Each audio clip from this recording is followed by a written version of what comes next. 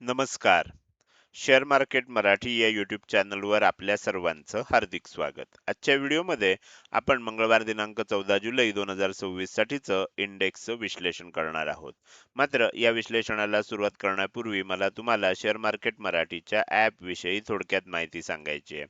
Share market मराठीचं app आता Android आणि iOS अशा दोन्ही प्लॅटफॉर्मवर उपलब्ध आहे. हे ॲप तुम्ही तुमच्या मोबाईलमध्ये डाउनलोड करून इन्स्टॉल केलंय का? जर केलं नसेल तर आजच करा. याचं कारण असं आहे की शेअर मार्केट मराठीच्या सर्व सर्व्हिसेस आता ॲपच्या माध्यमातून उपलब्ध करून देण्यात आलेले आहेत. यामध्ये शेअर मार्केट मराठीचे फ्री कोर्सेस, प्रीमियम ग्रुप आणि पेड कोर्सेसचा समावेश आहे. समजा तुम्हाला हे ॲप डाउनलोड करून इन्स्टॉल करायचं असेल तर त्याची लिंक या व्हिडिओच्या डिस्क्रिप्शनमध्ये तसंच कमेंट सेक्शनमध्ये जी पहिलीच कमेंट आहे पिन कमेंट त्यामध्ये उपलब्ध करून दिलेले आहेत. या दोनपैकी कोणत्याही एका ठिकाणी जाऊन दिलेल्या लिंकवर क्लिक करून तुम्ही हे ॲप डाउनलोड करून इन्स्टॉल करू शकता. हे झालं शेअर मार्केट मराठीच्या ॲप विषयी थोडक्यात माहिती. आता आपण आपल्या मूळ विषयाकडे परत येऊया आणि आज सोमवारी इंडेक्समध्ये कशाप्रकारे मूव्हमेंट झाली आणि उद्या मंगळवारी कशाप्रकारे होऊ शकते याचं विश्लेषण करण्यासाठी डायरेक्टली जाऊया चार्टवर. आणि इथे मी निफ्टी 50चा 15 मिनिटाच्या टाइम फ्रेम मधला चार्ट ओपन केलेला आहे. काल आपण जे विश्लेषण केलं होतं त्यामध्ये तुम्हाला वरच्या बाजूला जात असताना 24,165 हे एक टार्गेट होतं आणि 24,255 हे दुसरं टार्गेट होतं आणि सांगितलेलं होतं की हा एक रेझिस्टन्स झोन आहे. हा रेझिस्टन्स झोन असल्यामुळे काय होऊ शकतं या एरियामध्ये जर 24,255 च्या वर किंमत टिकली तर मग आपल्याला तेजी बघायला मिळू शकते.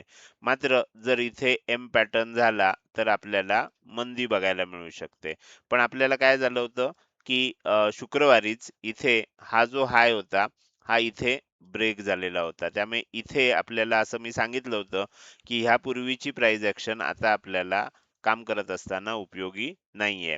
एम पॅटर्न बनायला पाहिजे असेल तर इथून पुढची प्राइस ॲक्शन आता आपल्याला महत्त्वाची असणार आहे. काय झालं? हा हाय बनला. त्यानंतर आज गॅप डाउन ओपन झालं. गॅप डाउन ओपन झाल्यावर सुद्धा प्री ओपनिंग मार्केटमध्ये गॅप डाउन ओपन होण्याच्या पूर्वीच सांगितलेलं होतं, की जर 24,030 च्या आसपास मार्केटमध्ये काय होऊ शकतं, पर्यंत खाली जाऊ शकतं आणि तिथून वर येत असताना 24,120 पर्यंत ॲट आपल्याला किंमत वर येऊ शकते. एक चांगला बाउन्स बघायला मिळू शकतो. हे मार्केट ओपन होण्यापूर्वीच सांगितलेलं होतं. त्या पद्धतीनं आपल्याला झालं आणि इथे आपल्याला एक असं वाटत होतं, की या पद्धतीनं एक एम पॅटर्न बनू शकतो. इथपर्यंत खाली आलंय, इथपर्यंत वर गेलं आणि इथून जर खाली यायला लागलं तर एक एम पॅटर्न बनला असता. पण काय झालं, इथे थोडा वेळ पॉज घेतला आणि त्यानंतर जवळ-जवळ 1 तास, दीड तास इथे काढल्यानंतर जवळ-जवळ 2 तास काढल्यानंतर मग इथून किंमत वर जायला सुरुवात झाली आणि वर जाताना तुम्ही बघू शकता, की हा जो हाय आहे तो सुद्धा इथे ब्रेक झाला. त्यामुळे काय झालं, जसं ह्या हायचं महत्त्व संपलं, ह्या हायचं महत्त्व संपलं. आता नवीन हाय तयार झाला. त्यामुळे आता सध्या जर बघितलं तर एम पॅटर्न जर व्हायचं असेल तर आता ह्या हायचं महत्त्व आहे. बरोबर? आता काय होऊ शकतं? आपल्याला एक महत्त्वाची गोष्ट कालच्या व्हिडिओमध्ये सुद्धा सांगितली होती. 24,255 च्या वर जर किंमत टिकली तर आणखीन तेजी होऊ शकते. मात्र त्याच्या खाली राहिलं तर एम पॅटर्न बनून आपल्याला सेलिंग येऊ शकतं. आता जर तुम्ही परिस्थिती बघितली तर आज काय झालंय 24,255 या दुसऱ्या टार्गेटला सुद्धा टच झालंय आणि इथे आता एम पॅटर्न बनण्यासारखी परिस्थिती सुद्धा आलेली आहे. बरोबर, इथपर्यंत आलंय आणि खाली चाललंय म्हणजे एम पॅटर्न बनू पण शकतो. इथे जर बघितलं तर पहिला हाय वर आहे म्हणजे हायर हाय आहे, दुसरा हाय त्या मानानं लोअर आहे. म्हणजे तुमच्या लक्षात येईल की ह्या पद्धतीनं आपल्याला लोअर हाय झालाय म्हणजे आपल्याला एम पॅटर्न जसा पाहिजे तसा इथे बनू शकतोय. त्यामुळे इथून जर किंमत खाली यायला लागली तर एम पॅटर्न आपल्याला साधारणपणे काय आहे की 24,160 च्या आसपास आपल्याला ही लेवल आहे. इथून खाली जायला लागला तर एम पॅटर्न बनू शकतो. पण नुसतं एम पॅटर्नला आपल्याला महत्त्व नाहीये. जर हे इथून किंमत खरोखरच खाली यायला लागली तर पहिल्यांदा 24,180 चा टार्गेट येईल आणि त्याच्यानंतर सगळ्यात महत्त्वाचं म्हणजे 24,150 चं टार्गेट येईल. आज मार्केट क्लोज व्हायच्या आधी मी तुम्हाला ह्या लेव्हल्स दिलेले आहेत. तर उद्या जर समजा इथून खाली यायला लागलं तर 24,150 ही मेक ऑर ब्रेक लेवल असेल.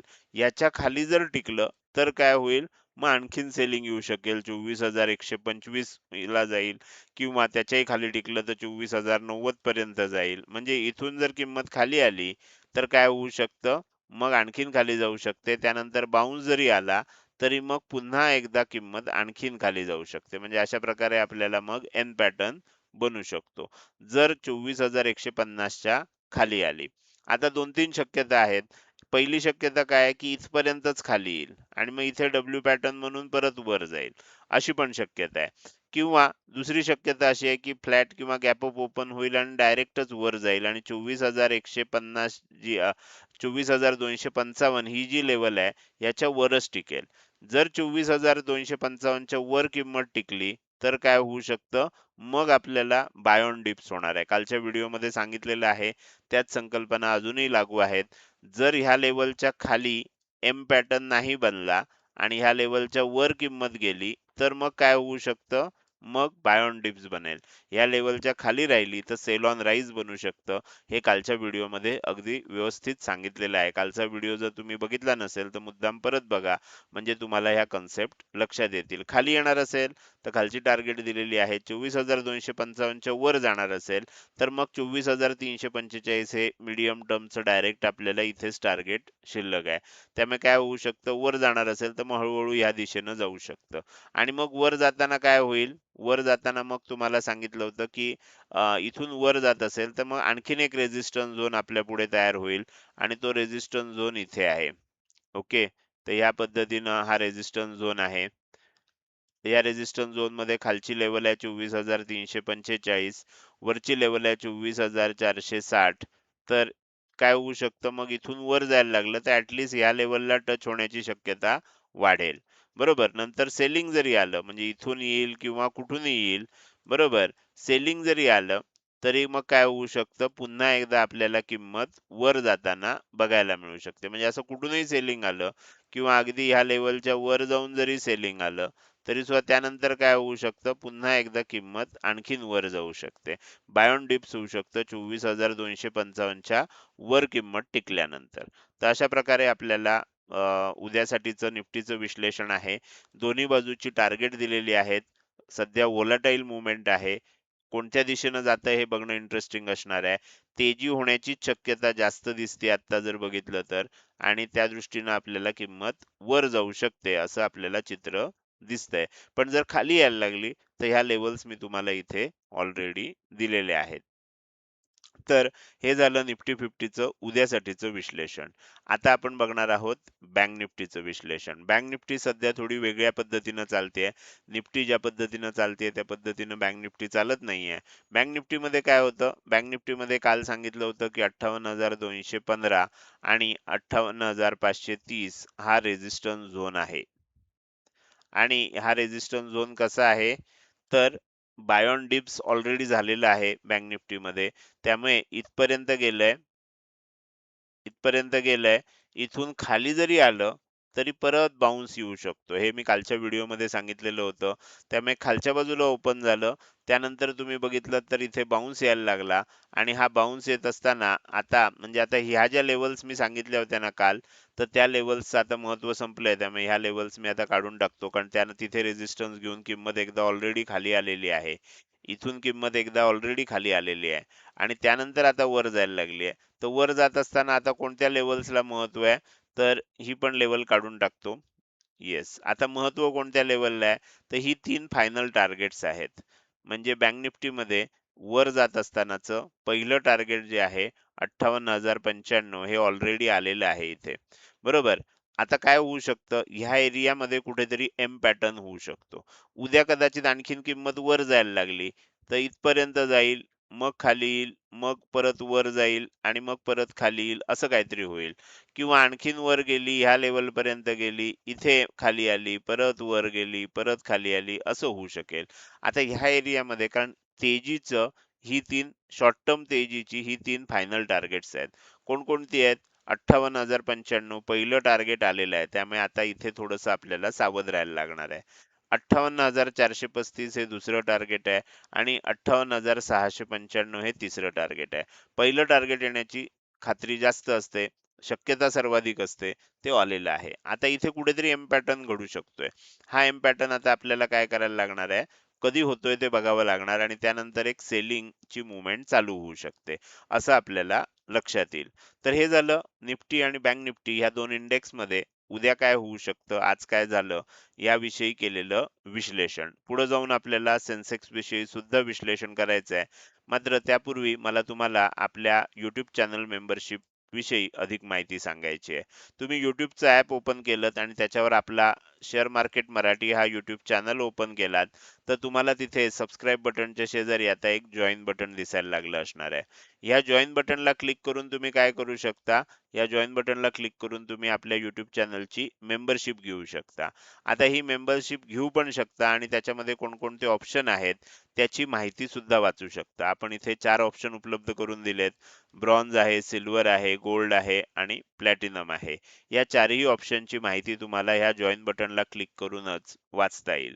तुम्हाला ती माहिती वाचून झाल्यावर जर आपल्या YouTube चॅनलची मेंबरशिप घ्यायची असेल, पण काही मनात शंका असतील, काही प्रश्न असतील, तर तुम्ही काय करू शकता, मी इथे तुम्हाला माझा WhatsApp नंबर दिलेला आहे. या WhatsApp नंबरवर संपर्क साधू शकता आणि इथे फक्त WhatsApp मेसेजद्वारे संपर्क साधा. कॉल करू नका. साधा किंवा WhatsApp कॉल इथे स्वीकारला जात नाही. तुमच्या मेसेजला रिप्लाय दिले जातील. तर ह्या नंबरवर तुमच्या जर काही शंका असतील YouTube चॅनल मेंबरशिप विषयी, तर ह्या नंबरवर WhatsApp मेसेज करून तुम्ही विचारू शकता. जर तुम्हाला मेंबरशिप घ्यायची असेल, तर ह्या जॉइन बटनला क्लिक करून YouTube वरच सर्व प्रोसेस पूर्ण करून तुम्ही ती मेंबरशिप घेऊ शकता. हे झालं YouTube चॅनल मेंबरशिप विषयी. आता पुन्हा एकदा आपल्या मूळ विषयाकडे परत येऊया आणि राहिलेला इंडेक्स म्हणजे सेन्सेक्सचं विश्लेषण करायला सुरुवात करूया. सेन्सेक्स मध्ये सुद्धा आपण सगळं निफ्टी प्रमाणेच सांगितलेलं होतं. इथे आपल्याला वाटलं होतं की या पद्धतीनं जातंय, इथे एम पॅटर्न होतोय की काय, पण तो झाला नाही. हा हाय बनला, हा हाय ब्रेक झाला. त्यामुळे आपल्याला हा हायची इथे बनलेल्या हायचं महत्व संपलं. हा नवीन हे तयार झाला होता. पण त्यानंतर काय झालं, गॅपडाऊन ओपन झालं. इथे एम पॅटर्न बनला नाही आणि डायरेक्टली येताना हा हाय सुद्धा ब्रेक झाला. त्यामुळे ह्या हायचं सुद्धा महत्व आता संपलंय. आता ह्या हायचं महत्व आहे. बरोबर? आणि बरोबर तुम्ही बघू शकता, की ही जी लेवल सांगितली होती मेक ऑर ब्रेक लेवल, त्याच ठिकाणी एम पॅटर्न बनण्याची शक्यता निर्माण झाली. आता उद्या जर नाही बनला, कारण उद्या मी आज जसं तुम्ही आता शेवटपर्यंत आलाय म्हणून मी आणखीन एक गोष्ट सांगतो. जनरली मी बऱ्याच वेळेला काय करतो, जे सेन्सेक्सचं विश्लेषण बघेपर्यंत व्हिडिओ बघत राहतात, त्यांना काही आणि बेनिफिट मिळावा, यासाठी काही ॲडिशनल गोष्टी मी शेवटी सांगतो. तर उद्या ॲस्ट्रोलॉजीनुसार महत्त्वाचा दिवस आहे आणि हे मी आज जेव्हा लाईव्ह मार्केटमध्ये अपडेट देत होतो तेव्हाच सांगितलेलं आहे आणि तो आपल्याला पॉझिटिव्ह होण्याची शक्यता आहे. तर त्यामुळे काय होऊ शकतं, उद्या वर जायचीच शक्यता जास्त आहे मार्केटमध्ये. पण सकाळच्या सत्रात कदाचित थोडंसं खाली आलं, तर खाली पण येऊ शकतं. ह्यासाठी आणि दुपारच्या सत्रात वर जाऊ शकतं, असं होऊ शकतं. जर समजा उद्या आज कसं दिवसभर खाली ओपन झाल्यानंतर दिवसभर वरच आलं. असं पण होऊ शकतं, की इथे ओपन होऊन दिवसभर वरच जाईल किंवा खाली जरी आलं, तरी दुपारनंतर वर जाईल. अशा प्रकारे म्हणजे शेवट म्हणजे आज जसं ओपनिंग खाली झालं, पण क्लोजिंग वर झालं. शेवट चांगला झाला. तसं उद्या होण्याची शक्यता आपल्याला जास्त वाटते आत्ता तरी. उद्या नाही झालं तर परवापासून ते बघायला मिळेल. पण उद्यापासून थोडासा शिफ्ट येईल मार्केटमध्ये अशा प्रकारचं आपल्याला चित्र दिसतंय. तर इथे आता बघा, तुमच्या एक गोष्ट लक्षात आली असेल, की ही जी तेजी झाली त्यात हा हाय बनलाय. हा हाय बनलाय, इथपर्यंत किंमत वर आली आहे, खाली इथपर्यंत आली आहे, परत वर गेली आणि इथून खाली यायला लागलंय. हा इथे बनलाय हाय. म्हणजे हा हायर आहे, हा लोअर आहे. आपल्याला पाहिजे तसा एम पॅटर्न बनायला लागलाय. जर किंमत खरोखरच खाली यायला लागली, तर खाली येत असताना 77,510 पर्यंत पहिल्यांदा येऊ शकते. त्याच्याही खाली टिकली 77,425 पर्यंत येऊ शकते. 77,425 ही मेक ऑर ब्रेक लेवल आहे. म्हणजे इथे इथपर्यंत खाली आलं डब्ल्यू पॅटर्न म्हणून वर जाऊ शकतं. पण ह्याच्याही खाली टिकलं तर मात्र मग आणखीन सेलिंग बघायला मिळू शकतं. 77,340 पर्यंत येऊ शकतं. 77,340 ची लेवल ब्रेक केली तर आणखीन खाली जाताना 77,230 पर्यंत येऊ शकतं आणि इथपर्यंत खाली आलं, समजा त्यानंतर बाउन्स जरी आला तरी पुन्हा एकदा किंमत खाली जाऊ शकते. म्हणजे सेल ऑन राईज होऊ शकतं जर ह्या लेवलच्या खाली आलं तर.